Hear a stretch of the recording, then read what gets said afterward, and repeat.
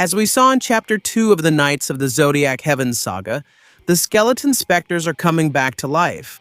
With this, an incredible possibility arises that former fallen heroes, namely 5 of the great gold saints, could also come back to life to protect Athena. Hello, Knights and Amazons. Welcome to the Sempre Quiz Saber channel. I'm Wes. And today I'm going to show you which are the 5 gold saints who could come back to life in the Heaven Saga. Go ahead and comment which 5 knights you want to see back in action. And, of course, hit the like button, subscribe to the channel, turn on the notification bell, and let's get into this awesome video.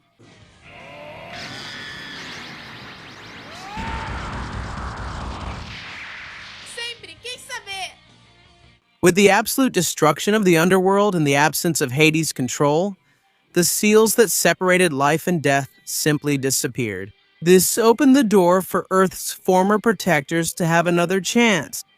Let's take a detailed look at the journey, secrets, and crucial reasons that point to the triumphant return of 5 very specific gold saints. They are about to step onto the battlefield once again to face the imminent wrath of Olympus and the judgment of Zeus. So let's start with him. Knight number 1, Deathmask of Cancer. The first warrior who has everything it takes to return in this chaotic scenario is none other than Deathmask, the relentless Cancer saint. Within the universe of Masami Kurumada, this fighter's story is defined by one of the most morally gray and brutal personalities in Athena's army. Unlike other defenders who fought strictly for justice and the well-being of humanity, the guardian of the 4th zodiac house firmly believed in a pragmatic and cruel philosophy. For him, justice was defined by the stronger side, and if the Grand Master, whom he knew was the imposter, held supreme power, then his orders were absolute law. The horror of his conduct was visible on the very walls of the Cancer Temple, adorned with the faces of all his victims, including women and innocent children who were caught in the crossfire of his battles. This terrible collection of souls earned him his nickname and solidified his reputation as a ruthless killer. Before the emblematic Battle of the 12 Houses, his arrogance and lack of scruples reached their limit at the Rosen Waterfall, when he tried to assassinate Shiryu's master, the elderly master Doko of Libra, and later by mentally torturing Shunrei just to enrage the Dragon Knight. The definitive turning point in Deathmask's story happened at the climax of his confrontation with Shiryu, in the depths of Yamato no Yomotsu Hirasaka, the hill that serves as the border to the world of the dead. It was there that the Cancer gold cloth itself, endowed with its own will and guided by the essence of divine justice, rejected the cruel actions of its wearer, detaching itself from his body in the middle of the battle. Without the golden protection and stripped of his defenses, he ended up being thrown straight into the mouth of hell by the dragon. Although he temporarily returned as a specter in the Hades saga, wearing a surplice provided by the god of the dead. And later he joined his companions to bring down the Wall of Lamentation. But his redemption in the canonical manga still lacks deep and truly meaningful development. He never had the chance to fight openly and of his own free will as a true hero. From the beginning, alongside Athena, the collapse of the underworld gives him the opportunity, the perfect opportunity to atone for the blood on his hands once and for all, proving that his power can indeed be used to save Athena. Knight number 2, Aphrodite of Pisces. Next, we have Aphrodite of Pisces, the man who carries the reputation of being the most beautiful among Athena's 88 sacred warriors, but whose lethality is as overwhelming as the beauty of his roses. Aphrodite shares a very similar background to Deathmask when it comes to his political motivations during the Sanctuary Rebellion. He was also aware that the Grand Master was actually an usurper, but he accepted that reality because he believed that only a relentless and centralized force would be able to maintain global peace and protect Earth from much greater external threats, such as the mythological gods. Aphrodite's strength is legendary, as he was directly responsible for the destruction of Andromeda Island and for the death of Shun's master, the powerful Albion, or Daedalus of Cepheus in the original manga. He uses techniques based on cultivating special roses, imbued with destructive cosmo. His royal demon roses emit a poisonous scent capable of paralyzing and gradually taking away the opponent's senses. His piranha roses are capable of tearing apart sturdy armors. With their sharp thorns and his deadliest technique, the white rose, it pierces directly into the enemy's heart, draining all of their blood until the flower completely changes color, bringing an inevitable and also silent death. In the Hades saga, Aphrodite's role ended up being very limited. He pretended to swear loyalty to the Emperor of Darkness to obtain the temporary 12-hour reprieve and try to reach Athena to awaken the goddess's divine armor. But he was quickly defeated by Mu of Ares in the first house and thrown back to the world of the dead by Rhadamanthys of Wyvern in Hades' earthly castle. His participation in the sacrifice at the Wall of Lamentation restored his honor, but I believe that Aphrodite still needs to prove much more to be accepted by the true justice of Saori and Keto. And, for that reason, his return in the Heaven Arc would be necessary to complete this knight's redemption. Number 3. Shaka of Virgo. The third knight on our list needs no introduction, but he carries with him a technical and spiritual importance that is absolutely vital for the progress of the Heaven Arc. I'm talking about Shaka of Virgo, widely known as the man closest to God. Since his childhood in India on the banks of the Ganges River, Shaka showed the unique ability to communicate directly with divine entities and to understand the eternal cycle of reincarnations, human suffering, and the transience of life, which made him a being of unparalleled wisdom within the sanctuary. Throughout his life, he kept his eyes closed most of the time for a very specific reason.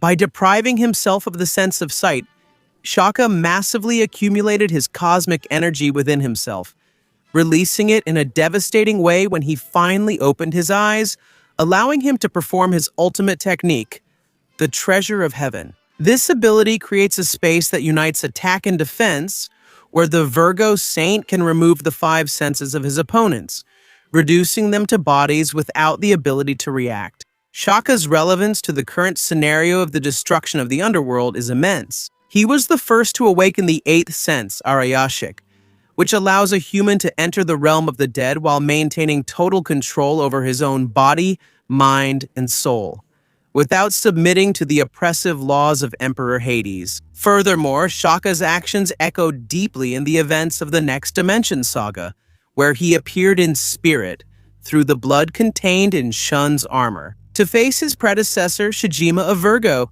in a mental duel that culminated in the recognition of Shun as the future legitimate heir to the House of Virgo. With Zeus's army descending from the heavens and the specters rising again under the central control of Ker, Shaka's return becomes a strategic necessity for the sanctuary. He possesses the mystical knowledge and spiritual elevation necessary to awaken the power of the famous 108-bead rosary. This artifact was forged by Buddha and serves as the only tool capable of containing the souls of the 108 specters of Hades, preventing them from resurrecting continuously.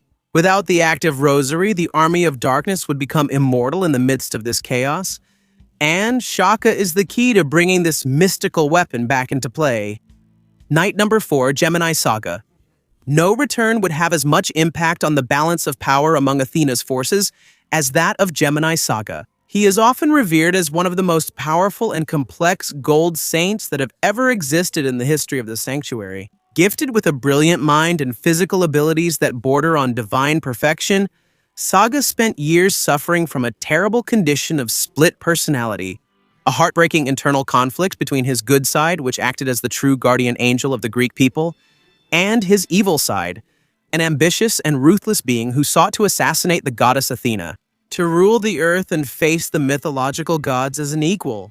Later, we discover that this evil side was actually a spirit created by the goddess Ker, who is the servant of Hades and is leading the underworld in the Heaven Saga. 13 years ago, Saga's dark side took full control of his actions. He murdered the Grand Master Zion of Hades, a betrayal at the top of Star Hill. He took on his identity and tried to stab the baby Athena in the chest with a golden dagger, a plan that was foiled by the heroic intervention of Aiolos of Sagittarius. For more than a decade, Saga ruled the sanctuary with an iron fist, manipulating the minds of soldiers and knights through his illusion-creating technique. Meanwhile, he kept in his arsenal destructive attacks of cosmic scale, like the Galaxian explosion, capable of pulverizing stars and another dimension, which tears the fabric of space-time to banish his opponents to the eternal void. Saga's redemption began at the end of the Battle of the 12 Houses, when Athena's shield purified his soul, causing his evil side to disappear, and leading the warrior to pierce his own heart in front of Saurikido as an extreme form of punishment for his own sins. In the Hades saga, Saga led the group of renegade knights, with unshakable determination, shedding tears of blood and enduring the humiliation of being called a traitor while performing the terrible forbidden technique, Athena exclamation, all with the sole hidden purpose of warning his goddess about the secret of the divine armor. However, there is a bitter detail in Saga's story in the classic manga. He never had the opportunity to fight an entire holy war, from beginning to end with his head held high, proudly wearing his Gemini gold armor alongside his companions, and under the direct orders of Saori in the classic saga. With the destruction of the underworld and the imminent threat of Zeus's celestial warriors in the Heaven Arc, the sanctuary urgently needs his tactical leadership and his overwhelming offensive power. Saga's return would be the definitive moment of his redemption journey, allowing him to use all his monumental strength to protect the planet he once tried to dominate, also managing to carry out his revenge against the goddess Kur, who was responsible for creating Saga's evil side. Night number 5, Aiolos of Sagittarius. Finally, we come to the moral heart of the sanctuary, the man who sacrificed to find the entire modern era of Saint Seiya, Aiolos of Sagittarius. Aiolos was the ideal candidate to become the Grand Master due to his unwavering sense of justice, his courage, and his ability to inspire everyone around him. Upon discovering Saga's betrayal and saving the life of Athena's reincarnation, Aiolos was unjustly labeled as a traitor to his homeland, mercilessly hunted by the sanctuary troops, and gravely wounded after fighting against Aphrodite of Pisces, Deathmask, and Shura of Capricorn. Even on the verge of physical death, he managed to entrust the little goddess and his gold urn to the care of the Japanese businessman Mitsumasa Kato, ensuring the future of the planet before taking his last breath. Aiolos' spirit always remained active, manifesting itself repeatedly through the Sagittarius gold cloth to protect Pegasus, Seiya, and his friends at critical moments against various enemies. For example, in the battle against Ikki, when Seiya faced the Silver Saints and also the Lion Gold Cloth, against Poseidon, and also in the Elysian Fields. His message engraved on the wall of the 9th Zodiac House to the saints who arrive here, "I entrust Athena to your care," became the eternal oath of loyalty to Athena for the entire new generation of Bronze Saints. Aiolos' connection with the most recent events in the franchise is the ultimate link that confirms his imminent resurrection. In the Saint Seiya Den saga, which serves as the official prologue and direct foundation for the events we are witnessing in the new Heaven Arc, the spirit of Aiolos made a memorable and highly impactful appearance. He manifested himself before Saurikido at a time when she was in a state of extreme vulnerability and emotional helplessness, with her memories fragmented and blocked by Apollo's forces. Aiolos spoke directly to his lady, using his warm Cosmo to comfort her and help her temporarily regain awareness of her own divinity and her forgotten memories. This event was a deliberate narrative setup with the underworld in ruins and the barrier of life completely broken. In this second chapter, the transition of Aiolos' spirit to a flesh and blood body is the next natural and also logical step. He is the only gold saint who was never able to truly interact with the adult Saurikido in the physical world, and his leadership will be the pillar of support that the Bronze Saints will need to withstand the impact of Olympus's fury. Do you agree with the return of these 5 gold saints in the final saga? Leave a comment to let me know. Thanks for watching until the end. See you next time. Burn your Cosmo to infinity.